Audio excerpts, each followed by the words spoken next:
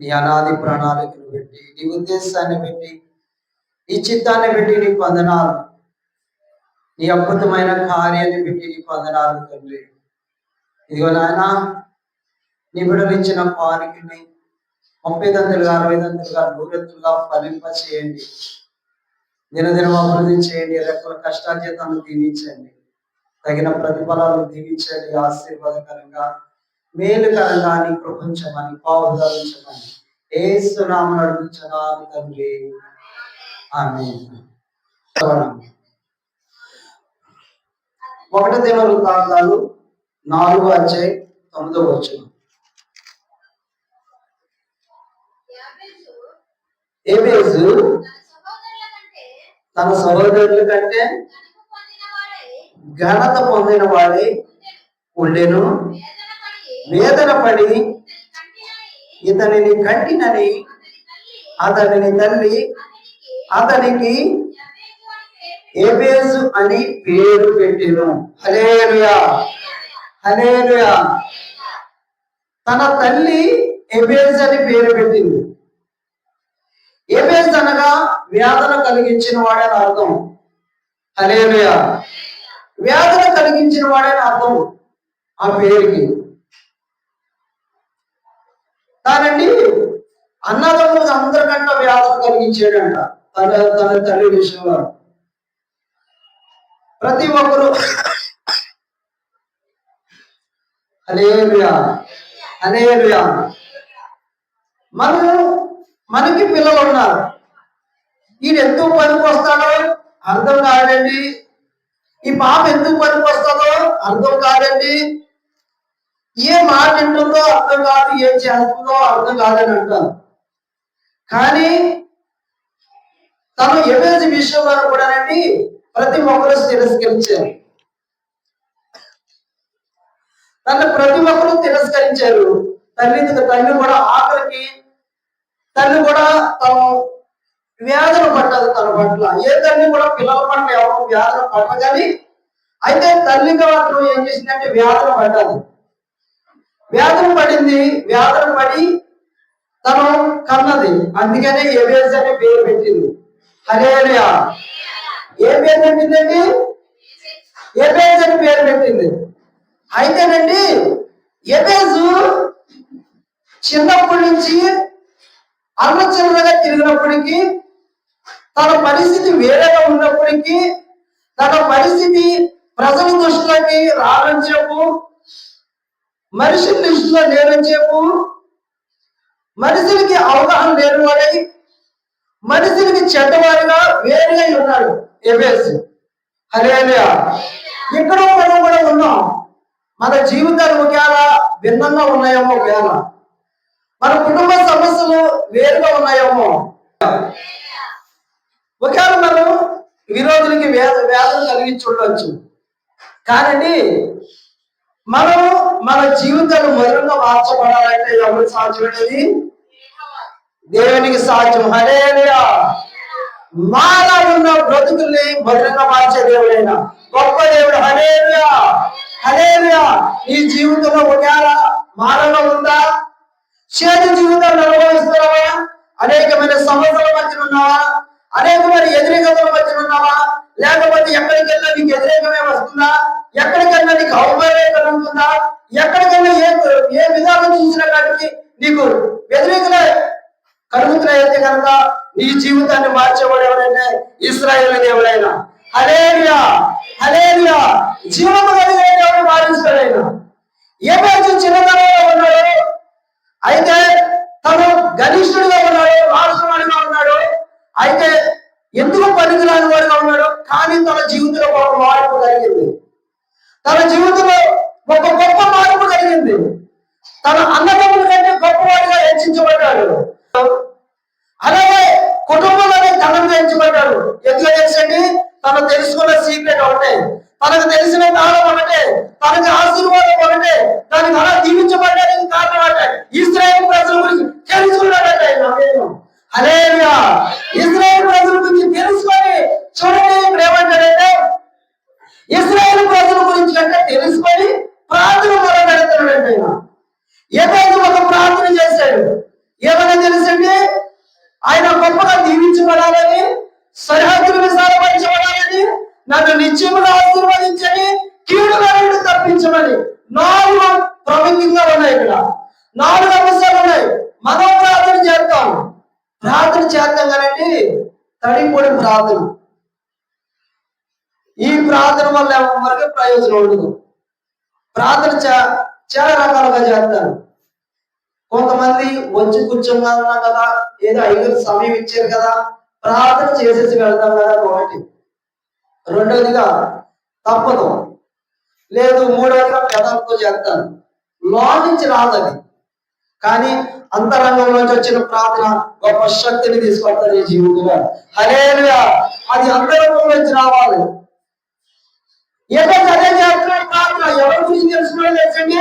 నా జీవితం మార్చగలిగే ఒక ఆయన ఉన్నాడు, నా జీవితానికి ఒక గమ్యాన్ని వేసేవాడు ఒక ఆయన ఉన్నాడు, నా జీవితానికి ఒక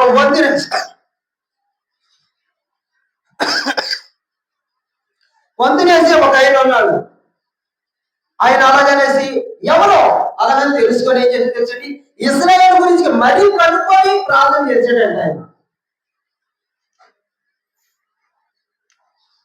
తన పై వచ్చిన చదవమ్మా.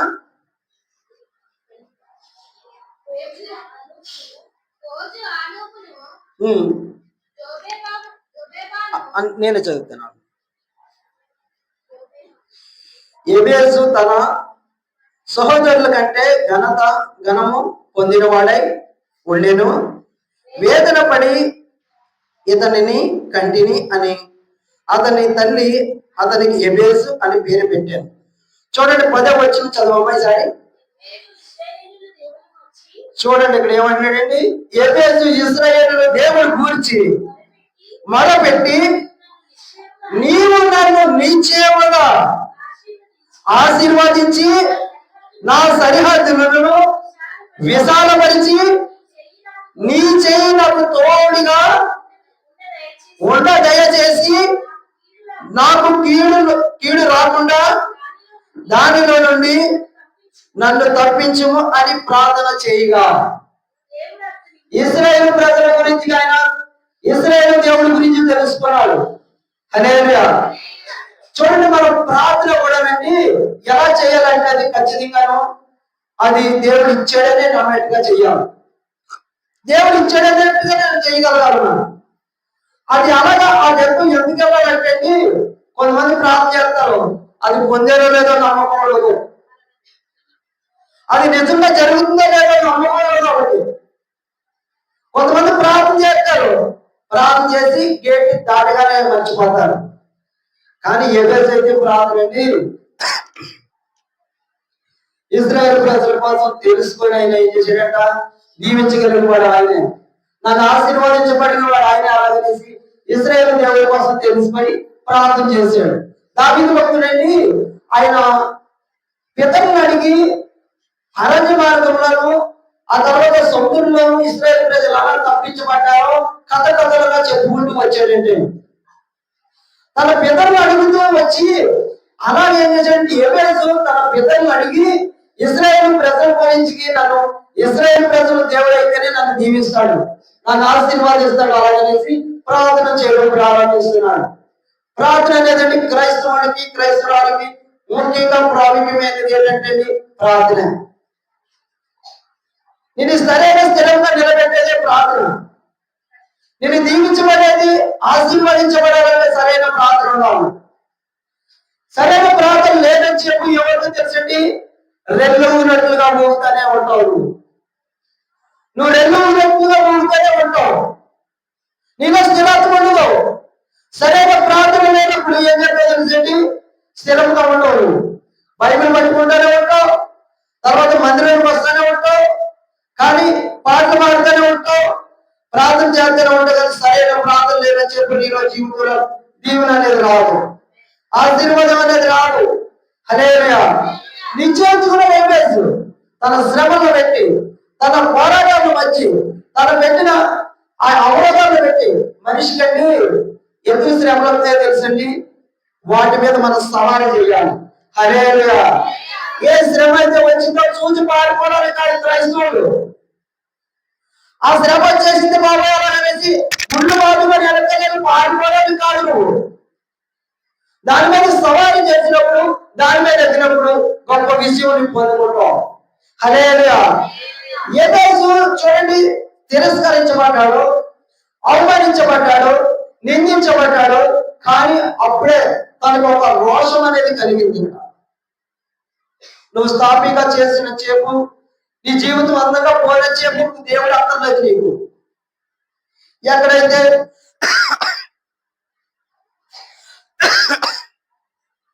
శ్రమలు వస్తాయో, నిందలు వస్తాయో, అవమానాలు ఎప్పుడైతే వస్తాయో అప్పుడు నీకు రోషం కలుగుతుంది. ఎబేసుకి అదే కలిగింది. నేను దీవించబడాలి, నా అన్నదమ్ముల కంటే హెచ్చుగా ఉంచబడాలి, నా ఇరుగు పొరుగు వారి కంటే హెచ్చుగా ఉండాలి, నా కుటుంబీకుల కంటే హెచ్చుగా ఉండాలి. అలాగనే ఆలోచించి ఇశ్రాయేలు ప్రజల గురించి తెలుసుకొని ప్రార్థిస్తున్నాడు. సాయి ఏమని చూడండి, ప్రార్థన 4 అడుగుతున్నాడు, ప్రార్థన 4 అడుగుతున్నాడు. 10వ వచనం చదవమ్మా.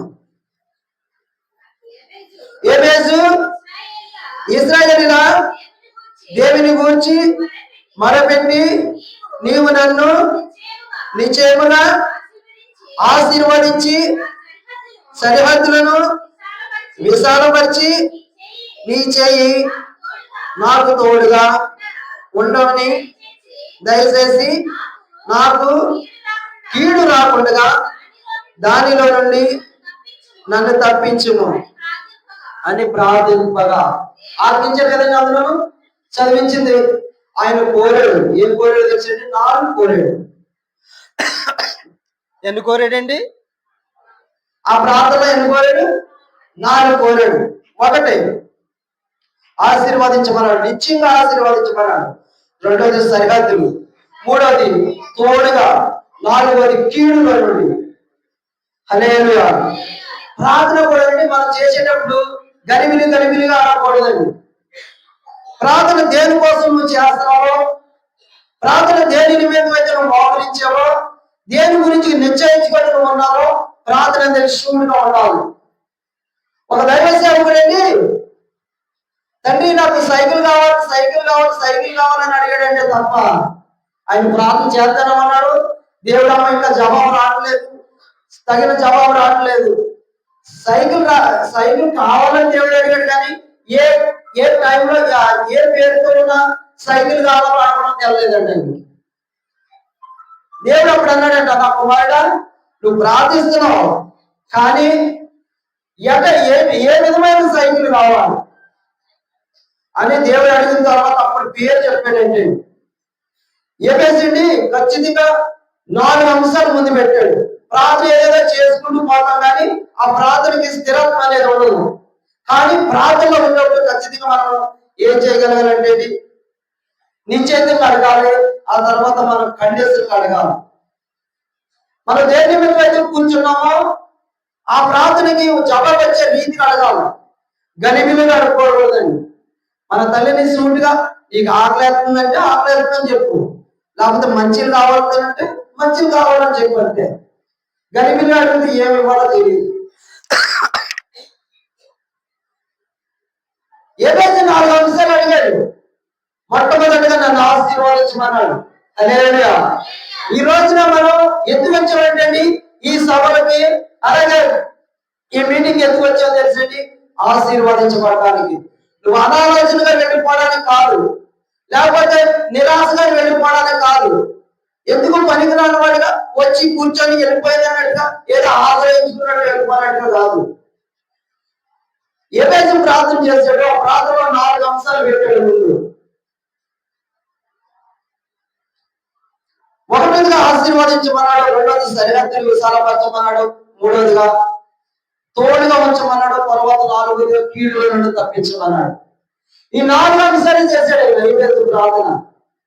చూడండి, చూద్దాం. 1గా ఆశీర్వదించమన్నాడు. ఆదికాండం 1వ అధ్యాయం 22వ వచనం.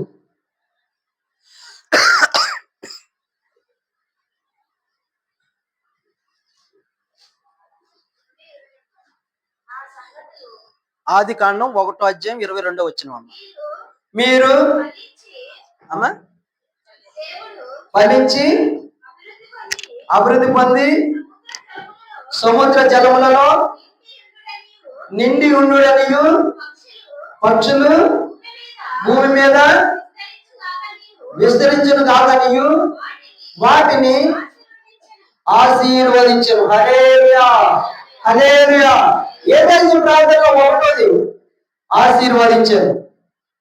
చూడండి, యేసుప్రభువు దేవుడు యెహోవా ఏం చేశాడంటే, ఆకాశము కలుగు, భూమి కలుగు, తర్వాత జలరాశులు కలుగు, తర్వాత ఆ జంతువులు కలుగు, వృక్షాలు కలుగని ఎన్నటిని కలుగు కలుగు కలుగని చేసి ఆ తర్వాత దేవుడి వీటిని దీవిస్తున్నాడండి.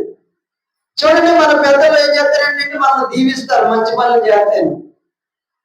నా మనవడు మంచోడు, వీడు దీవించబడిన కాక అంటారు. లేకపోతే నా మనవడు మంచిది, ఏ మాట చెప్పినా వింటావు, నువ్వు దీవించబడాలమ్మా, 10 కాలాల పాటు బాగోవాలి. చూడండి, ఇక్కడ దేవుడు కూడా దీవించాడు. అందుకని ఈ రోజున మనకు ప్రకృతి కనబడడానికి కారణం, అందుకనే ఈ జలరాశులు కనబడడానికి కారణం, అందుకనే ఈ వృక్షాలు కనబడడానికి కారణం, ఆ తర్వాత అందుకనే జంతువులు కనబడడానికి కారణం. గొప్ప గొప్ప శాస్త్రవేత్తలు కొన్ని కనుగొన్నారు. ఈ రోజున ఏమైనా కనబడుతున్నాయా? లేదు. ఎందుకంటే వారు సరైన క్రియపూర్వకంగా చేశారంటే వాళ్ళు. కానీ ప్రతి దాన్ని దేవుడు దీవించాడు. ప్రతి దాన్ని చేసి నువ్వు దీవించబడిన కాక, నువ్వు దీవించబడిన కాక, నువ్వు దీవించబడిన కాక. అందుకని ఈ రోజు మనకి కంటికి ఎదురుగా కనబడుతున్నాయి.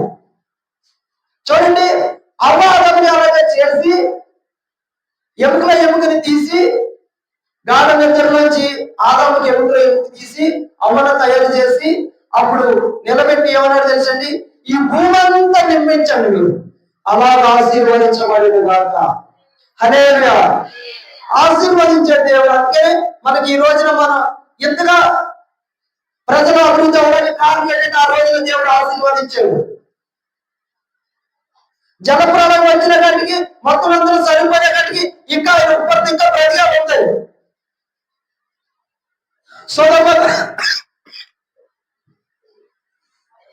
సొదొమ గొమొర్రా పట్టణం మొత్తం అంతా కాలిపోయినప్పటికీ ఆయన ప్రణాళికలు ఇంకా రూపురేఖలు ఇంకా కనబడుతూనే ఉన్నాయి.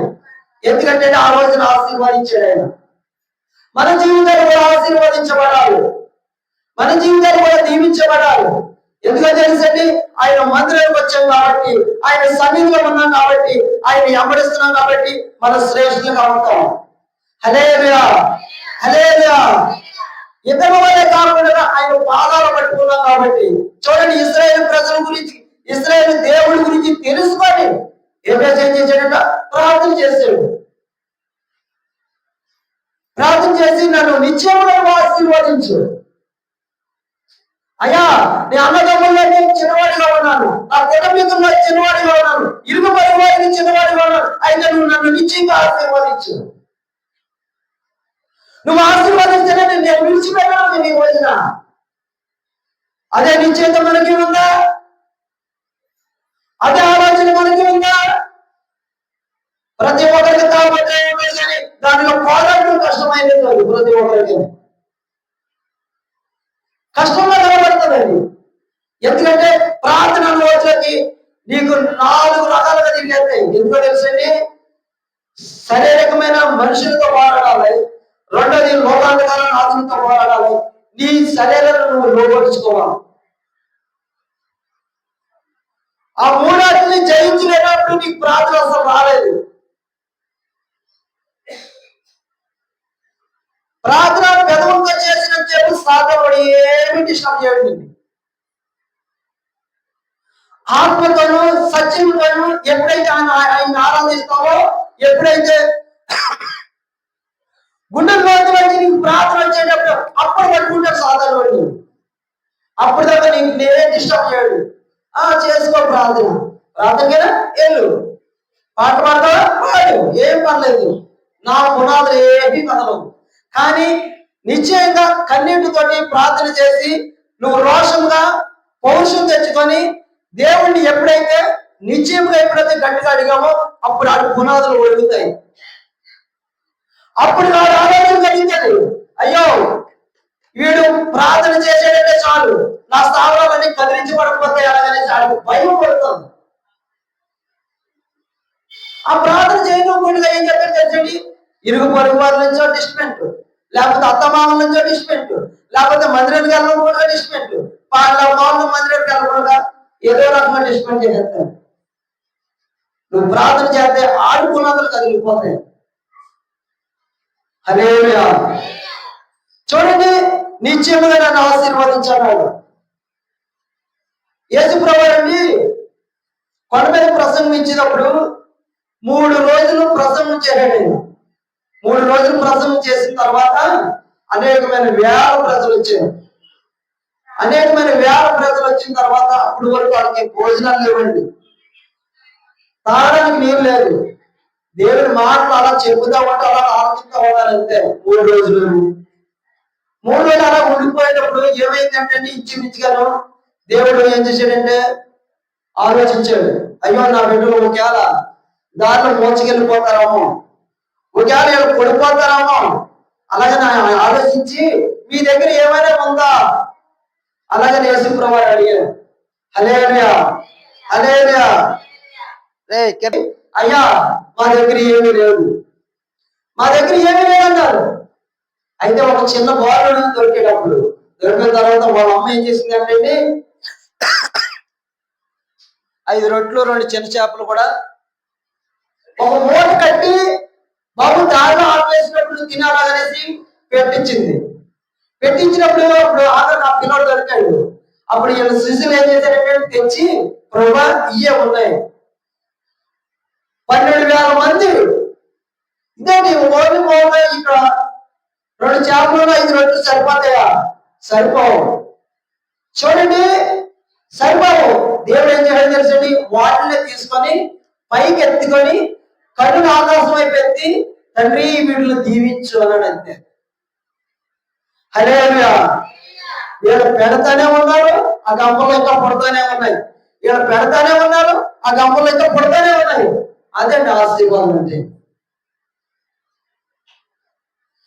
దేవుడిచ్చే ఆశీర్వాదం నిశ్చయంగా ఉండలేదు. దేవుడిచ్చే ఆశీర్వాదం తల చూడగలుగుతాం. దేవుడిచ్చే ఆశీర్వాదం నీ గుప్పట్టు పట్టు. ఏ రోజుగా అయినా తెలుసు ఏమంటాడు తెలుసండి, నువ్వు నిశ్చయంగా ఆశీర్వాదిస్తేనే నేను మొదలుపెట్టాడు. మన రోషంతో ఉండాలి ప్రార్థన కాడ.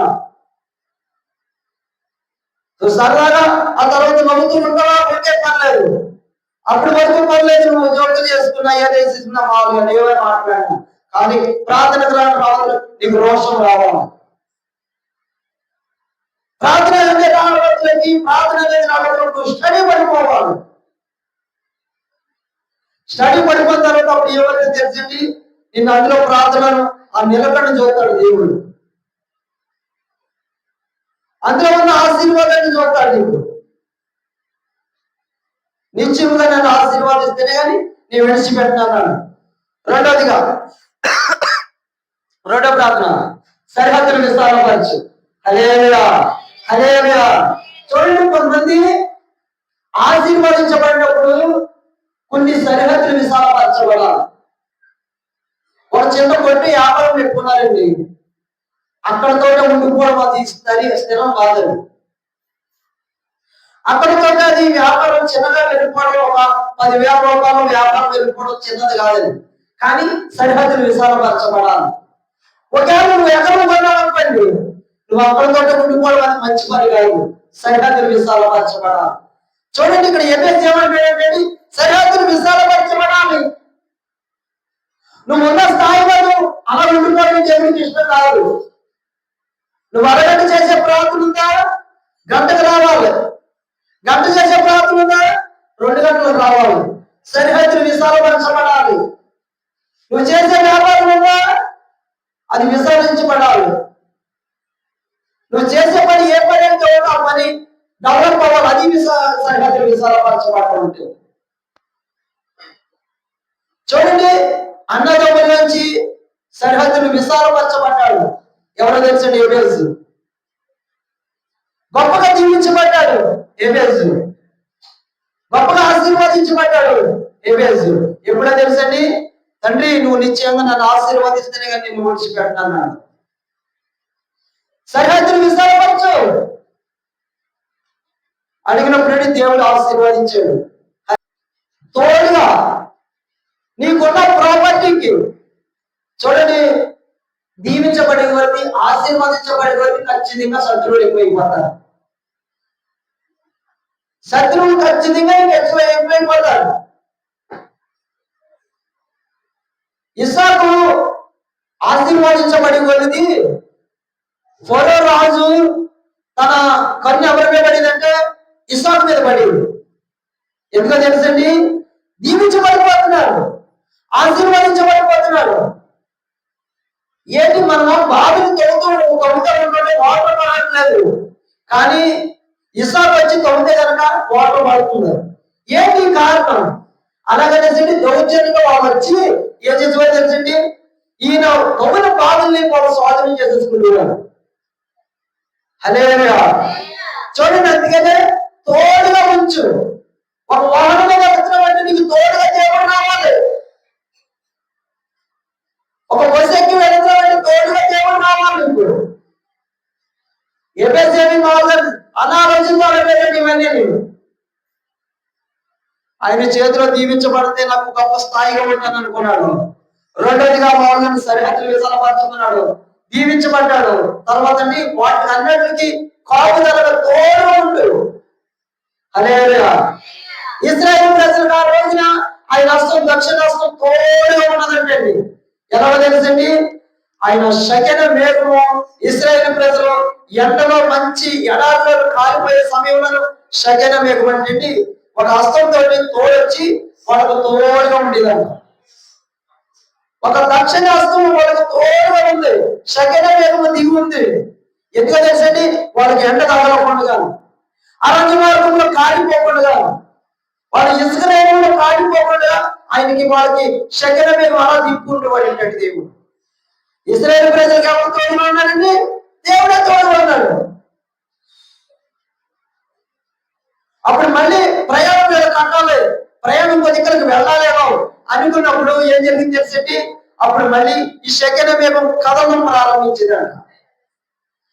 అప్పుడు కథనం ప్రారంభించేటప్పుడు అప్పుడు మళ్ళీ ఇశ్రాయేలు ప్రజలు ఏం చేసేవారు తెలిసి, మళ్ళీ ప్రయాణం చేసేవారు.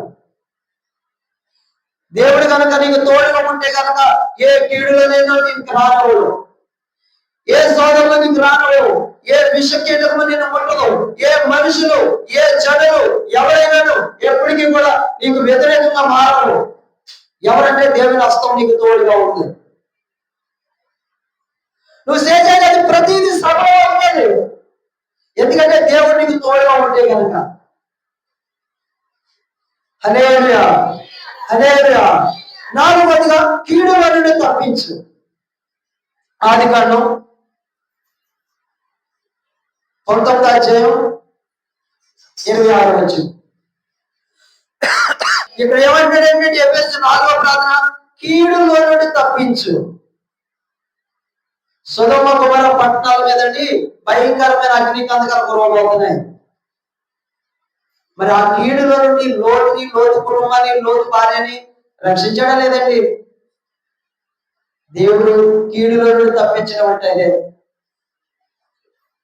లోతు అల్లుళ్ళు కూతుళ్ళు మొత్తం అందరూ కూడా ఏం జరిగిందంటే తప్పించబడ్డారు. నీకు వచ్చే ప్రభావం నుండి, నీకు వచ్చే విపత్తు నుండి, నీకు వచ్చే కీడు నుండి దేవుడే తప్పించాలని. మన మట్టుకు జ్ఞానంగా తప్పిపోవాలంటే కుదరలేదు. అందుకని ఏమేసి అడిగేది 4వ ప్రార్థన, కీడులో నుండి నన్ను తప్పించు. హల్లెలూయా. కీడులో నుండి తప్పించబడ్డాడు.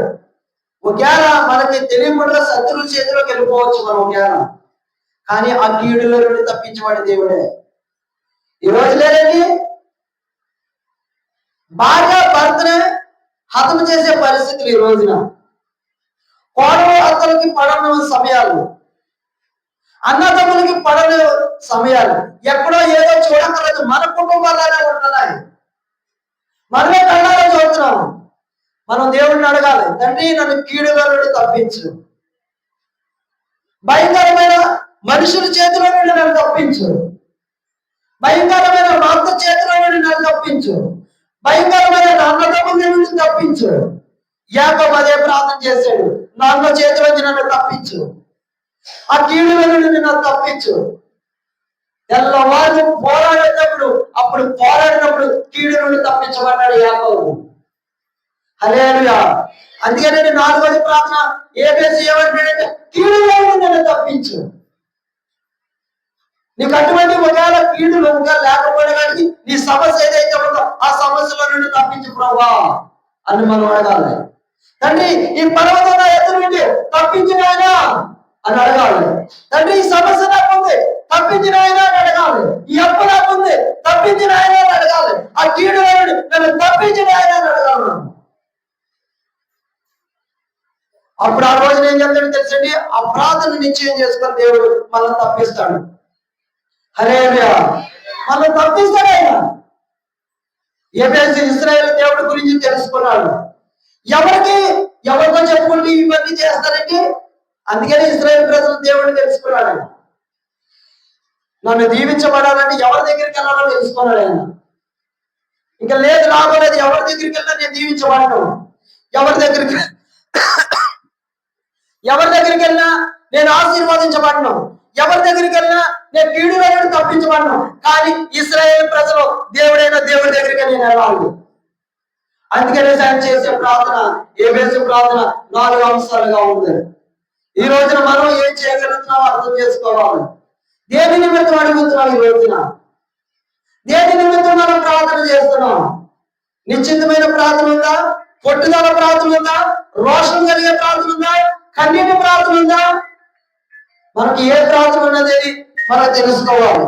హల్లెలూయా. హల్లెలూయా. మనం చాలా జాగ్రత్తగా నిశ్చయించుకోవాలి. హల్లెలూయా. మనం చాలా జాగ్రత్తగా ప్రార్థన చేసేటప్పుడు అండి అనాలోచనలు అడగకూడదు. అడిగినదల్లా పొంది ఉన్నామని విశ్వాసంతో అడగాలంటది. అప్పుడు ఏం చేయబడుతుంది అంటే, జీవితంలో మొట్టమొదటిగా చేసింది ప్రార్థన ఏబేసు అప్పుడే చేసాడంటండి. ఎందుకంటే తన కలిగే ఒత్తిడి అది. ఎందుకంటే అన్నదమ్ముల చేత తిరస్కరించబడుతున్నాడు, ప్రజల మధ్యన తిరస్కరించబడుతున్నాడు, సమాజం మధ్యన తిరస్కరించబడుతున్నాడు. అందులోంచే పుట్టింది రోషం, అందులోనే పుట్టింది ఒక సమస్య పొంది, అందులోంచే పుట్టింది ఒక రోషం కలిగినాయి. ఈ రోజున సమాధానం మనం ఉంటే మనకు తెలియవండి. మనం ప్రార్థన చేయడానికి ఇప్పుడైనా కోరుకుందాం. మనం ఇప్పటికైనా రోషం కలిగి ప్రార్థన పరులుగా ఉన్నాం. ఇప్పటికైనా మనం ప్రార్థన కనీసం మన గృహాల్లోనూ ఇంటికాడైనా కనీసం ఏం చేయాలంటే ప్రార్థన చేయడం నేర్చుకుందాం. చాలా మంది నేర్చుకునే ప్రార్థన లేని వాళ్ళు చాలా మంది ఉన్నారు. అనుదినము ప్రార్థన లేదు, కన్నీటి ప్రార్థన లేదు, వ్యాచన ప్రార్థన లేదు, అన్లాడబడే ప్రార్థన లేదు. ఎన్నో ప్రార్థనలు ఉన్నాయి. అడగండి దేవుణ్ణి, తండ్రి నీ ప్రజల నిమిత్తం ఆ విజ్ఞాపన చేసే ప్రార్థన నాకు ఇవ్వండి. తండ్రి నీ ప్రజల కోసం కన్నీరు చేసే ప్రార్థన ఇవ్వండి. తండ్రి నా కుటుంబాన్ని రక్షించుకోవడం కొరకు నా వంటికి నేను కన్నీరు కాచే ప్రార్థన నాకు ఇవ్వండి అని అడిగితే ఖచ్చితంగా మనకు ప్రార్థన నేర్పుతాడు ఆయన. హల్లెలూయా. ప్రార్థనని శిష్యులు కూడా నేర్పాడు దేవుడు. ప్రార్థన శిష్యులకు నేర్పాడు ఆయన. ప్రభువా మాకు ప్రార్థన నేర్పు అని అడిగాడు. ఒకవేళ ఈ రోజున ఈ సమయాన్ని నీకు ప్రార్థన తెలియకపోతే కనుక దేవుడిని అడుగుదాం. హల్లెలూయా. హల్లెలూయా. చిన్నగా ప్రార్థన చేసుకుందాం. మహానతుడా, జీవము కలిగిన దేవానికి వందనాలు. ఇదిగో నాయన, ఈ చిత్రంలోనూ నీ ప్రణాళికలను మమ్మల్ని నువ్వు ఏర్పాటు చేసిన విధానాన్ని బట్టి నీకు వందనాలు. తండ్రి నాయన, ఈ వాక్యం ఎవరిలో కొట్టుకుపోవడం స్థిరపరచండి, బలపరచండి, రుణిపరచండి నాయన. తండ్రి నెమరు వేసుకునే శక్తిని దయచేయండి. అయా విని విడిచిపెట్టే వారి కాకుండా నాయన బలము పొందుకొని పూర్వులుగా ఉండడానికి సహాయం చేయండి. నీ హస్తమించండి, నీ కాపుదల ధరించమని యేసు నామములో అడుగుచున్నాను తండ్రి. ఆమేన్. థాంక్స్ అయ్యా.